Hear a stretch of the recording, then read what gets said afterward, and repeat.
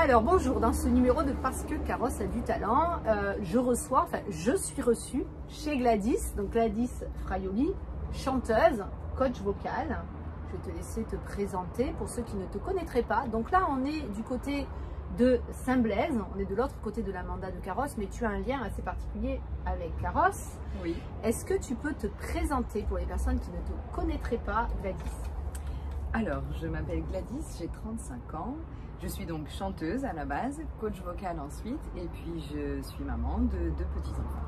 Chanteuse, c'est un peu le rêve de toutes les petites filles, hein, soyons clairs. Comment c'est venu à toi, en fait, vraiment comme révélation? Comment tu es arrivée au chant? En fait, j'ai toujours chanté depuis toute petite, depuis que j'ai 2 ans, depuis que je sais parler. Et puis, mon papa m'a inscrit à des cours de chant quand j'avais 11 ans, et ça a été la révélation. La première scène, je chantais Si tu m'aimes de Lara Fabian, je m'en souviendrai toujours. Le projecteur, j'avais baissé la tonalité, je ne sais plus de combien parce qu'elle était beaucoup trop haute pour moi. Et à partir de là, en fait, j'ai su que c'est le métier que je voulais faire. Au fur et à mesure du temps, j'ai pu rentrer dans un groupe à 13 ans. Grâce à ma commune, j'ai pu faire des belles premières parties. Et à 15 ans, j'ai commencé le piano-bar. Et à 16 ans, les orchestres, voilà. Grâce aux cours de chant, grâce au premier groupe, petit à petit, j'y suis venue. Voilà, et j'ai été professionnelle dès que je suis sortie de l'école. Puisqu'il fallait que j'aille au bac. Maman voulait que j'aille jusqu'au bac. Donc je suis allée jusqu'au bac. Mais je la remercie puisque ça m'a ouvert des portes pour des formations dans le chant plus tard. Voilà, si j'avais pas eu ce bac... Et oui, il faut toujours écouter sa maman. Oh ouais, c'est ça. Donc là, tu te dis, allez, c'est super, je décide d'en faire mon métier. C'est que déjà, tu as conscience que tu chantes plutôt bien. J'aimais ça, mais en fait, c'est difficile de s'auto-juger. Oui. Ce qui m'a permis de savoir que je pouvais en faire mon métier, c'était les concours de chant. Parce que j'ai commencé vers l'âge de 13 ans, les concours de chant. J'en ai foiré beaucoup avant d'en réussir un. Ça, c'est important. Hein. Ah ouais. C'est important de le dire. Ah ouais, j'en ai foiré beaucoup. Donc après, on se sert des conseils des personnes qui viennent juger, qui sont dans le jury, avant d'en réussir un. Et puis après, la confiance en soi arrive. Le fait d'en gagner un, on se dit, je peux y arriver. Et le travail aussi. Le travail, les cours. Les répétitions, parce que mon père m'a fait dans le garage une salle de répétition. Oui. Donc j'allais chanter et puis lui il me disait ce qui allait pas. Il n'est pas du métier à la base, il a été bassiste étant jeune. Mais bon, il a l'oreille, il a ce qu'il fallait et puis il me connaissait. Donc voilà, petit à petit, j'ai commencé les concours de chant. Ok. Et ensuite les castings. Parce que les concours de chant, donc ça peut être local, régional, des fois national aussi. Et puis petit à petit, je me suis tournée vers les castings qui eux sont plus faits pour en faire son métier. J'en ai foiré pas mal aussi parce que je déteste les castings et les auditions.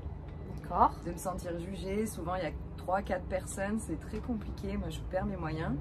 Je suis plus à l'aise sur scène devant beaucoup de monde que de me faire juger par 3-4 personnes, donc ça a été difficile. Et puis bon, l'audition de ma vie, ça a été celle de Roméo et Juliette. Voilà, alors j'allais y venir. Bien sûr, il y a les castings et il y a ce goût de la scène que tu décris. Donc, Roméo et Juliette, quand même. Ouais, alors, vas-y. Pour moi, c'était le projet de ma vie, et ça le restera. De toute façon, je pense, même si après, ma vie n'est pas terminée. Moi, j'étais fan de Roméo et Juliette. Ouais. Il y a eu beaucoup de comédies musicales à cette époque-là. Mais avec ma cousine, on s'est regardé le DVD en boucle, on était amoureuse de Damien Sargue. Bien sûr, enfin.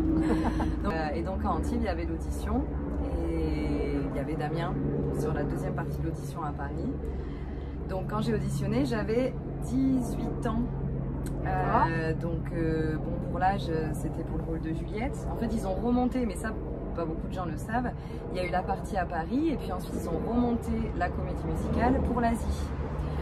Donc à l'époque, la première tournée, c'était en Corée du Sud et c'était pendant 5 mois, Corée du Sud et Taïwan. Donc j'avais la voix pour faire une voix d'adulte, mais j'avais le corps, bon je sais beaucoup là, mais j'avais le corps d'une enfant. Oui, voilà. Ok.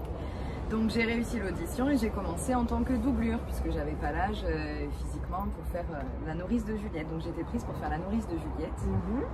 En doublure au départ et puis je suis passée rôle en 2012. Donc en fait je suis restée 10 ans dans la comédie musicale. Ah ouais. voilà, en Asie. Ok, super aventure ça. Ouais, c'était génial. Et de le faire avec Damien, commencer avec Damien, bon les rôles ont tourné un petit peu, hein, mais voilà, de le faire avec Damien, je me rappellerai toujours la première audition où il y avait Damien devant, je pense que j'ai déchiré l'audition parce qu'il était là. Ah ben, j'avais de nouveau 13 ans. Il a donné des ailes au corps vocal. Oui, c'est ça, c'est ça. Donc voilà, c'était un super projet dont j'ai fait partie pendant 10 ans. Et certainement une expérience qui a nourri après le reste de ta formation. Alors il y a quand même ton parcours aussi avec Richard Cross. Oui. Est-ce que tu peux nous en dire plus? Richard Cross, clairement, pour ceux de ma génération qui ont suivi Starac ou Starac. Ouais, c'était là. Popstar. C'était Popstar, ouais. Popstar et Starac, ouais. Ouais. C'était quand même le coach vocal, Richard Cross. Alors d'ailleurs, pour la petite histoire, c'est lui qui a inventé le concept, le mot de coaching vocal. Ouais. Et en fait, je l'ai rencontré dans des concours de chant où il m'a questionné. Et je me souviendrai toujours la première fois où je l'ai rencontré en vrai. J'avais fait une émission de télé, c'était J'y vais pas. Il y avait une fille qui venait et qui disait voilà, je me suis pris plein de claques en concours de chant, j'ai envie d'arrêter. Et nous, alors que moi j'avais 18 ans à l'époque, donc quelle leçon de morale je pouvais donner, c'était idiot, mais bref, on était là pour dire mais ne lâche pas, regarde, nous on continue. Et j'avais chanté Je suis malade et je m'étais trompée de tonalité, enfin on s'était planté sur la bande son, c'était trop grave pour moi, c'était nul. Et Richard m'avait laminé pendant l'émission. Et purée, qu'est-ce que j'étais en colère. Et en fait, à la fin de l'émission, j'ai été le voir, dédaigneuse, en lui disant oui, c'est pas sympa, c'est pas ma faute, ils se sont trompés sur les bandes. Et lui, il m'avait dit des choses et il m'avait dit bah, je t'invite à une masterclass. Donc on a fait cette masterclass, je dois avoir 17, 18, je sais plus exactement. Et donc après, bon, je fais cette masterclass et puis après on se perd de vue. Et en fait, Richard, je l'ai revu au moment où j'ai décidé de devenir coach vocal. Parce que donc j'avais le chant, mais j'avais besoin à côté d'avoir quelque chose de plus stable. J'aimais l'enseignement puisque même au lycée, j'avais monté une chorale. Et quand j'ai voulu devenir coach, parce qu'à l'époque, on pouvait monter un statut d'auto-entrepreneur et être coach sans avoir de diplôme, ce qui était super génial, puisqu'on avait à boire et à manger, je me suis vite rendu compte qu'il me manquait des clés, qu'il fallait que je me forme. Ouais. Voilà, que c'est pas parce qu'on est chanteur qu'on peut enseigner. Et entre savoir-faire et savoir-faire faire, c'est deux choses. Ça, c'est valable dans tous les métiers. Dans tous les métiers. On est d'accord. Alors, moi, excuse-moi, je te coupe. Moi, j'ai eu la chance parce que là, au moment où on tourne cette vidéo, j'ai déjà pu bénéficier d'un cours, en fait d'un bilan vocal déjà avec Gladys et d'un cours. Et tu m'as bien expliqué qu'il y avait une différence en fait dans ce que tu proposais entre le cours de chant et le coaching vocal. Est-ce que tu peux du coup nous en dire plus? Alors le professorat, le fait d'être professeur de chant, c'est enseigner une discipline, une technique, voilà. Et le coaching, c'est un accompagnement. La voix, en fait moi je donne je suis coach vocal, mais vraiment dans tout un domaine, tout le domaine de la voix. Ça peut être un orateur, donc quelqu'un qui fait de la politique, une enseignante, voilà. En fait toutes les personnes qui se servent de leur voix, même au niveau émotionnel, qui ont envie de maîtriser leur voix quand elles prennent la parole en public ou même en famille, peu importe. Donc c'est l'accompagnement d'un projet de vie en fait lié à la voix. Voilà, donc ça c'est hyper intéressant, ça veut dire qu'on peut venir te voir, travailler sur sa voix sans forcément que tu fasses de nous des chanteurs. Voilà. J'en ai qui font ça pour le plaisir. Ouais. Voilà, ça leur fait leur décrochage de la semaine, leur petite heure, voilà. Et puis j'en ai qui sont pros. Et moi, je suis spécialisée dans les pathologies vocales parce que j'ai passé un diplôme universitaire pour la prise en charge des pathologies de la voix. Je ne fais pas de rééducation à proprement parler parce que moi, je veux bien spécifier que je ne fais pas le travail d'un orthophoniste, mais que je travaille avec les orthophonistes. Et je me bats justement aussi pour que les professeurs de chant, les coachs de voix soient formés aux pathologies de la voix pour pouvoir d'une part les détecter.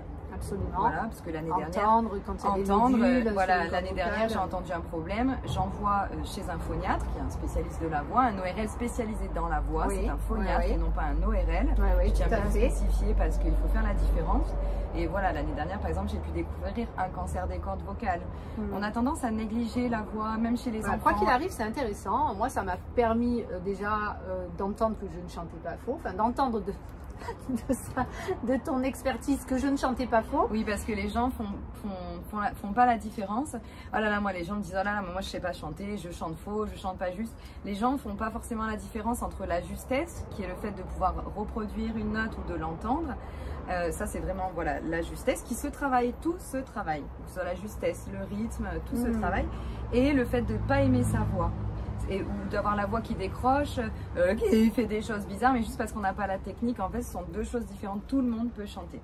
Après bien sûr on a un organe plus ou moins plaisant, on a une voix plus ou moins plaisante, mais tout peut se travailler.